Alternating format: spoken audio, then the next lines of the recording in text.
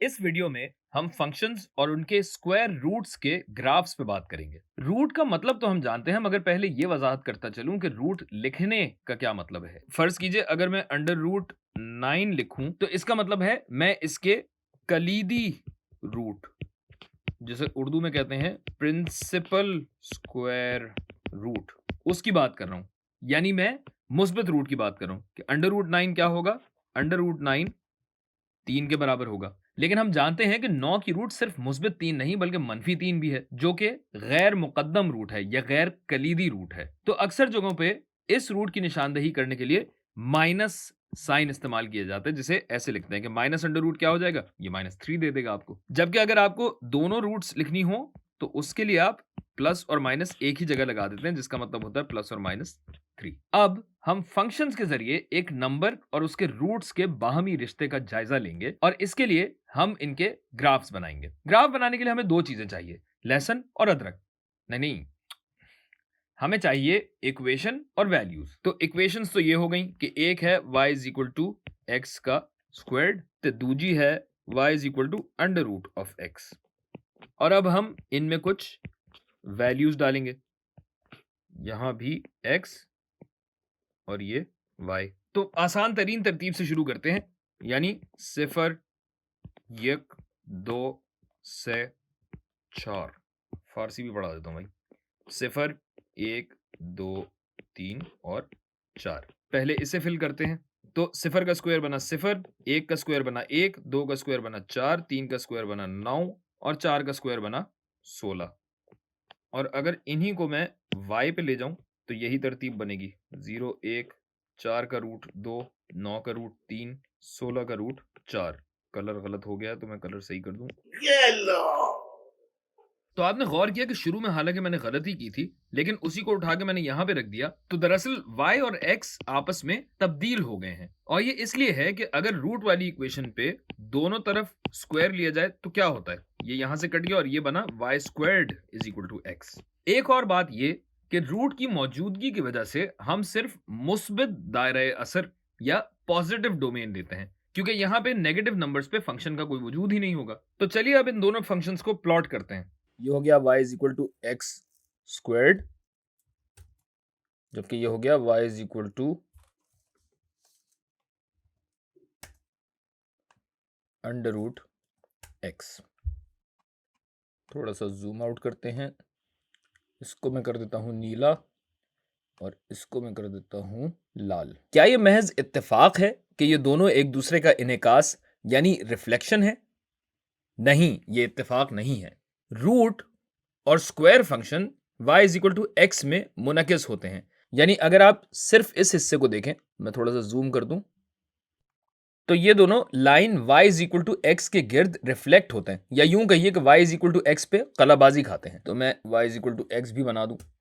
ये देखिए किस तरीके से सिर्फ और सिर्फ इसके पॉजिटिव हिस्से की अगर बात की जाए, क्योंकि जाहिर है रूट का ग्राफ नेगेटिव में नहीं है, तो ये y is equal to x की लाइन के गिर्द कलाबाजी खाए हुए हैं। तो चले अब ये कलाबाजियां हो गई तो थोड़ा और खेलते हैं। अगर मैं एक्स स्क्वायर्ड के ग्राफ को छोटा या बड़ा करना चाहूं यानी स्केल करना चाहूं, तो मैं इसे किसी नंबर से जरब दूंगा और ये देखिएगा अभी जादू। अगर मैं ये हटा दूं तो अगर मैं लूं y is equal to x squared, y is equal to 2x squared, और अगर मैं इसे कर दूं 0.5x का स्क्वायर्ड, रंग बदल देते हैं, इसको मैं करता हूं पिंक कर देता हूं, खूबसूरत लगे थोड़ा सा। जबकि ये वाले ग्राफ को काला भी रहने दे सकता हूं, मगर मैं इसको कर देता हूं हरा कर देता हूं।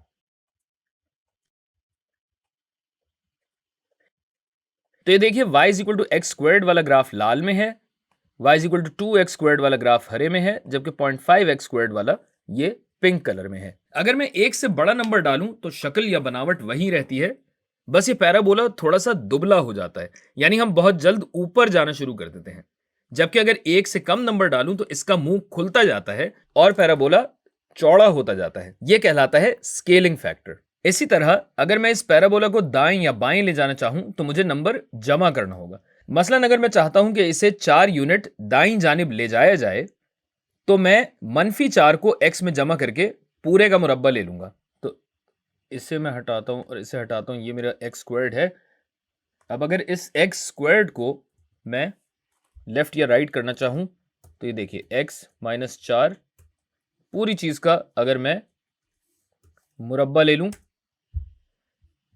और इसको मैं थोड़ा सा जूम आउट करूं ताकि आपको नजर आ जाए, तो किस तरह ये 4 यूनिट दाईं जानिब जा चुका है।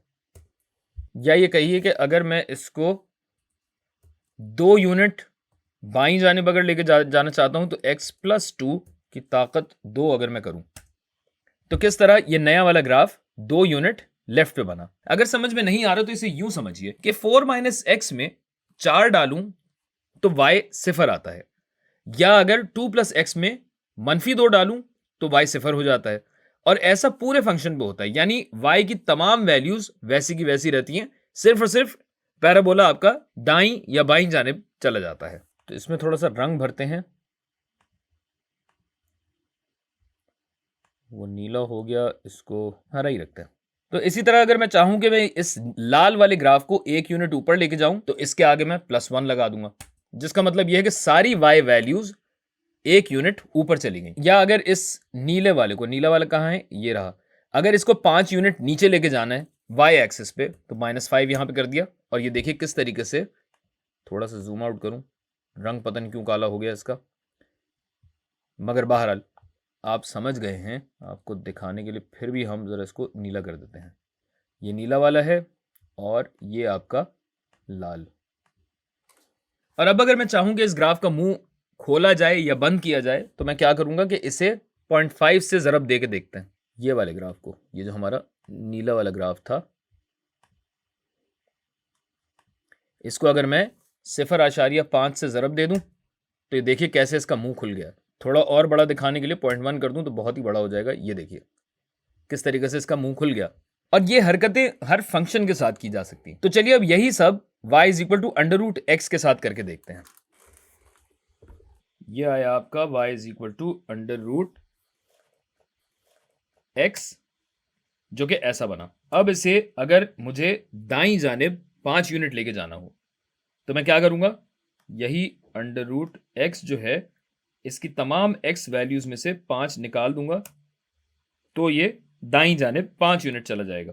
रंग बदलते हैं, नीला कर देते हैं, ये लें। अच्छा, अब अगर आप चाहें कि 4 यूनिट बाईं जानिब और 3 यूनिट नीचे लाया जाए तो क्या बनेगा। वीडियो पॉज करके खुद बनाने की अगर कोशिश करें तो बहुत अच्छा हो जाएगा। 4 यूनिट दाईं जानिब लेके जाना है, मतलब 4 जमा हुआ, और इसमें से अगर 3 मैं निकाल दूं तो ये देखिएगा कि ये यहां आ गया। रंग बना देते हैं इसका, ये लें, लाल हो गया। और यहां भी वही हो रहा है कि अगर नीले वाले में x 5 हो तो y सिफर हो जाता है, और अगर लाल वाले में x +4 डाला जाए तो y -3 आता है। तो चलें थोड़ा और खेलते हैं। अगर मैं लाल वाले को दुबला करना चाहूं तो क्या करना होगा, मुझे स्केल फैक्टर लगाना होगा और 0.5 लगा के देखते हैं।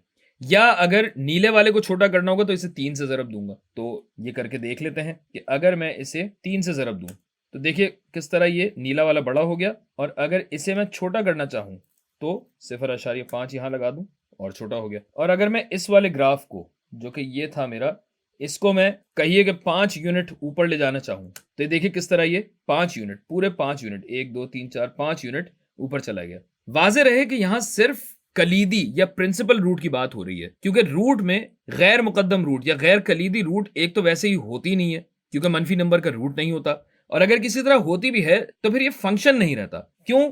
क्योंकि हर x पर y की 1 से ज्यादा वैल्यू होती। जादू है रियाजी, जादू।